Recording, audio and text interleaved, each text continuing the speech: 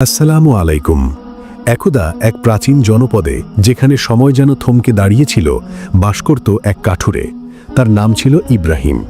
তার দিন কাটত বনের গভীরে, কুঠারের শব্দে আর গাছের মর্মর ধ্বনিতে। ইব্রাহিম ছিল অত্যন্ত দরিদ্র, কিন্তু তার হৃদয় ছিল ঈমানের আলোয় উজ্জ্বল। তার একমাত্র সম্পদ ছিল আল্লাহর প্রতি অগাধ বিশ্বাস এবং ধৈর্য। প্রতিদিন সকালে সে আল্লাহর নাম নিয়ে ঘর থেকে বের হতো, আর সন্ধ্যায় ফিরে আসত সামান্য কিছু কাঠ নিয়ে, যা দিয়ে তার পরিবারের একবেলার আহার জুটত। তার স্ত্রী ফাতেমা এবং দুই ছোট সন্তান, তারা সবাই জানত যে তাদের রিজিকের মালিক আল্লাহ, আর ইব্রাহিম সেই রিজিক অন্বেষণের মাধ্যম মাত্র। তাদের ছোট্ট কুড়াঘরে অভাব ছিল নিত্যসঙ্গী, কিন্তু আল্লাহর রহমতের উপর তাদের ভরসা ছিল অটুট। একদিন বন থেকে ফেরার পথে ইব্রাহিম এক অদ্ভুত ঘটনার সম্মুখীন হল। আকাশ হঠাৎ কালো মেঘে ছেয়ে গেল, শুরু হলো মুষলধারে বৃষ্টি। পথঘাট পিচ্ছিল হয়ে উঠল, আর তার কাঁধের কাঠের বোঝা যেন আরও ভারী হয়ে গেল। সে আশ্রয় খুঁজছিল, কিন্তু আশেপাশে কোনো কুঁয়েঘর বা গুহা ছিল না। এমন সময় সে দেখল একটি ছোট জীর্ণ কুঁয়েঘর। সেখানে প্রবেশ করে সে দেখল এক বৃদ্ধা মহিলা একা বসে আছেন, তার চোখে গভীর বিষাদ। ইব্রাহিম সালাম দিয়ে ভেতরে প্রবেশ করল এবং বৃদ্ধার কাছে তার দুঃখের কারণ জানতে চাইল। বৃদ্ধা দীর্ঘশ্বাস ফেলে বললেন, আমার ছেলে অসুস্থ, আর ঘরে এক দানা শস্যও নেই। আজ রাতে আমরা কি খাবো তা আল্লাহই জানেন। তার কণ্ঠস্বরে ছিল গভীর হতাশা, যা ইব্রাহিমের হৃদয়ে আঘাত হানল। ইব্রাহিমের নিজের অবস্থাও ভালো ছিল না। তার নিজের পরিবারের জন্য আজ কি জুটবে তা অনিশ্চিত ছিল। কিন্তু বৃদ্ধার কথা শুনে তার মন কেঁদে উঠল। সে আল্লাহর উপর ভরসা করে তার কাঁধের কাঠের বোঝা থেকে কিছু কাঠ বৃদ্ধাকে দিল এবং বলল, এই কাঠগুলো বিক্রি করে যা পাবেন তা দিয়ে আপনার ছেলের জন্য খাবার কিনুন। আল্লাহই আমাদের রিজিকের ব্যবস্থা করবেন। বৃদ্ধা অবাক হয়ে ইব্রাহিমের দিকে তাকালেন। এমন বিপদের দিনেও একজন অপরিচিত মানুষ তার প্রতি এত দয়া দেখাচ্ছে, তা তিনি কল্পনাও করেননি।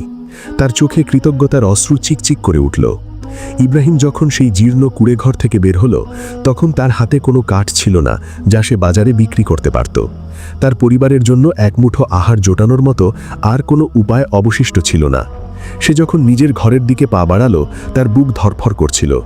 ঘরে তার ছোট ছোট সন্তানরা হয়তো ক্ষুধার্ত হয়ে পথ চেয়ে বসে আছে, কিন্তু তার মনের এক কোণে এক অদ্ভুত প্রশান্তি কাজ করছিল। সে বারবার নিজেকে বলছিল, আল্লাহর সৃষ্টির সেবা করলে আল্লাহ কখনোই তার বান্দাকে অপদস্থ করেন না। পথে চলতে চলতে সে একটি নির্জন প্রান্তরে এসে পৌঁছালো। চারপাশ নিস্তব্ধ, কেবল বাতাসের শো শো শব্দ। হঠাৎ সে দেখল রাস্তার পাশে বালুর স্তূপের মধ্যে উজ্জ্বল কিছু একটা ঝিকমিক করছে। কৌতূহলী হয়ে ইব্রাহিম কাছে গিয়ে দেখল সেটি একটি ছোট মাটির পাত্র। পাত্রটি তুলে নিতেই সে অবাক হয়ে গেল। সেটি ছিল বেশ ভারী। ঢাকনা খুলতেই তার চোখ কপালে উঠল।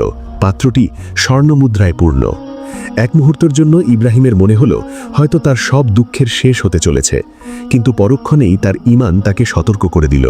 সে ভাবল, এই সম্পদ তো আমার নয়, এটি নিশ্চয়ই কারো হারিয়ে যাওয়া আমানত। সে দীর্ঘক্ষণ সেখানে দাঁড়িয়ে রইল, যদি কেউ এটি খুঁজতে আসে, কিন্তু কেউ এলো না। ইব্রাহিম সেই পাত্রটি নিয়ে সোজা স্থানীয় মসজিদের ইমামের কাছে গেল। ইমাম সাহেব সব শুনে বললেন, ইব্রাহিম, তোমার সততা ও আল্লাহর উপর ভরসা অতুলনীয়। তবে এই সম্পদ যেহেতু কারো মালিকানাধীন নয় এবং তুমি এটি কুড়িয়ে পেয়েছ, ইসলামের বিধান অনুযায়ী এর একটি অংশ তুমি গরিবদের দিয়ে বাকিটা নিজের প্রয়োজনে ব্যবহার করতে পারো। কিন্তু ইব্রাহিম তা নিতে অস্বীকার করল। সে বলল, আমি কেবল আল্লাহর কাছে আমার রিজিক চাই, কোনো কুড়িয়ে পাওয়া ধন নয়। সে সেই পাত্রটি সেখানেই রেখে শূন্য হাতে বাড়ি ফিরল।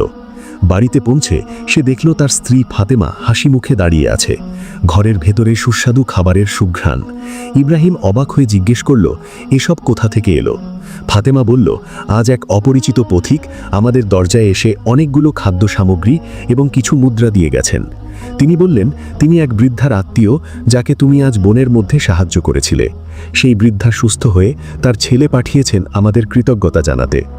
ইব্রাহিম সিজদায় লুটিয়ে পড়ল। সে বুঝতে পারল, যখন সে আল্লাহর ওপর পূর্ণ ভরসা করে নিজের শেষ সম্বলটুকু বিলিয়ে দিয়েছিল এবং হারানো সম্পদ পেয়েও সততার পরিচয় দিয়েছিল, আল্লাহ তখন তার জন্য রিজিকের এমন দরজা খুলে দিয়েছেন যা সে কল্পনাও করেনি। এটাই ছিল আল্লাহর উপর ভরসা বা তাওয়াক্কুলের প্রকৃত পুরস্কার। ধৈর্য আর বিশ্বাসের এই গল্পটি যুগে যুগে আমাদের মনে করিয়ে দেয় যে ব্যক্তি আল্লাহর উপর ভরসা করে, আল্লাহই তার জন্য যথেষ্ট হয়ে যান।